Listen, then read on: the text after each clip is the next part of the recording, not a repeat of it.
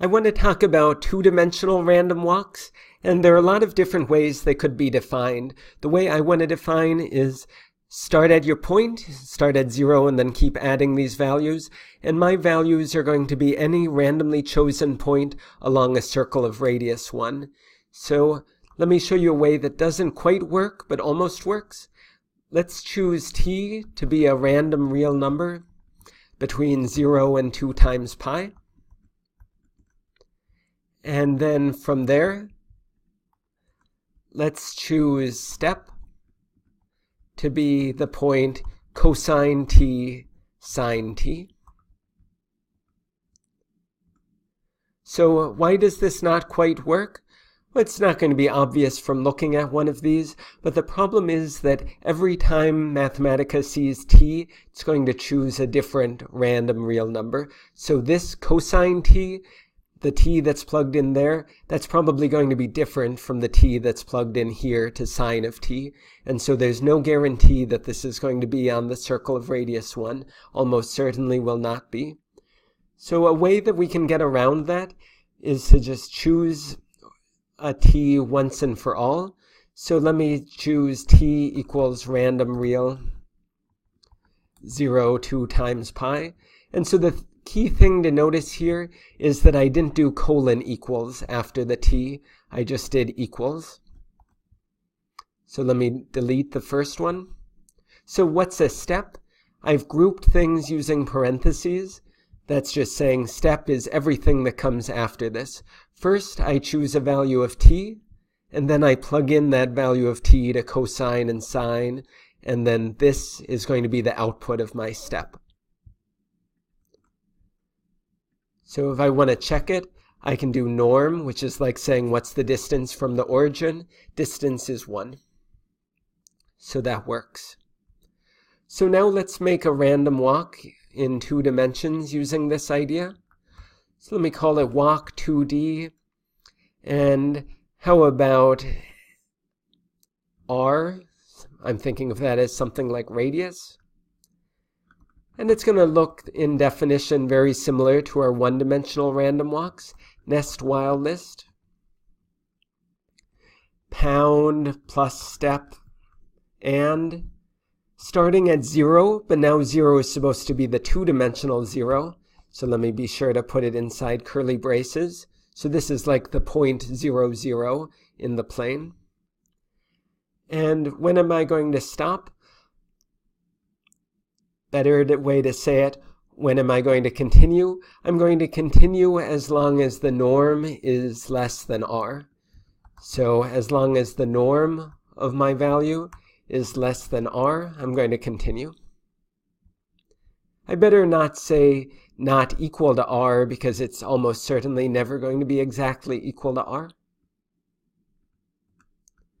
So let's look at one of these walk 2Ds. How about going up to 10? Okay, so it continues, it's a bunch of points, and then it stops when it gets past a distance of 10 from the origin. So let me plot one of these using list plot.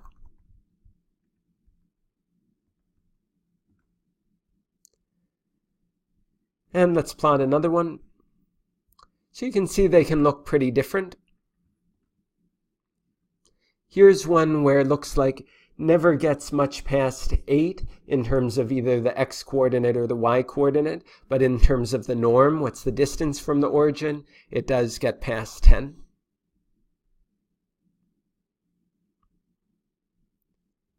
So let's make a list of 100 of these. I'll do that using table. So let me call it my table. This is going to be table of walk 2D 10. And let's do 100 of these.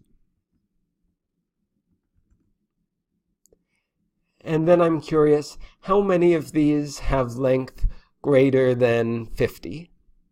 So let's count inside of my table.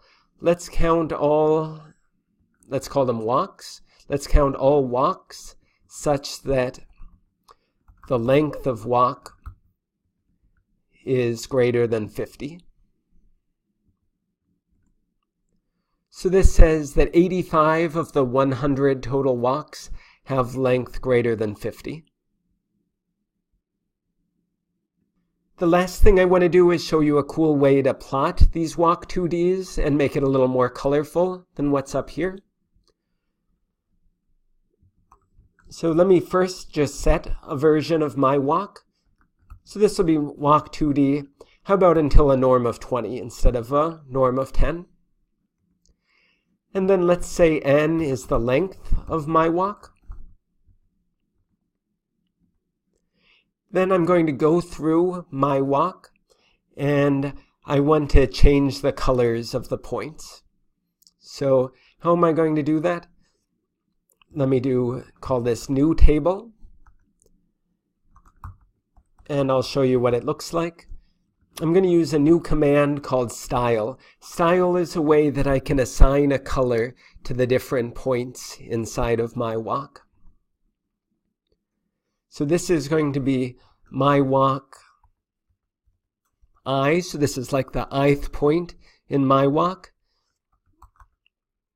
And then what's the hue supposed to be? Well, remember, hue is supposed to be a number from 0 to 1. And total, there are going to be n points. N is the length of my walk. So let me call this I over n. So that's going to vary from 0 up to 1. And what's I supposed to run from? It's supposed to run from 1 up to the length of my walk. So that's new table, and then let's plot it.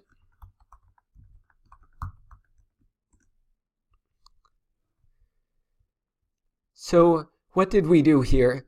We started out by fixing some specific walk where it continued until a length of 20.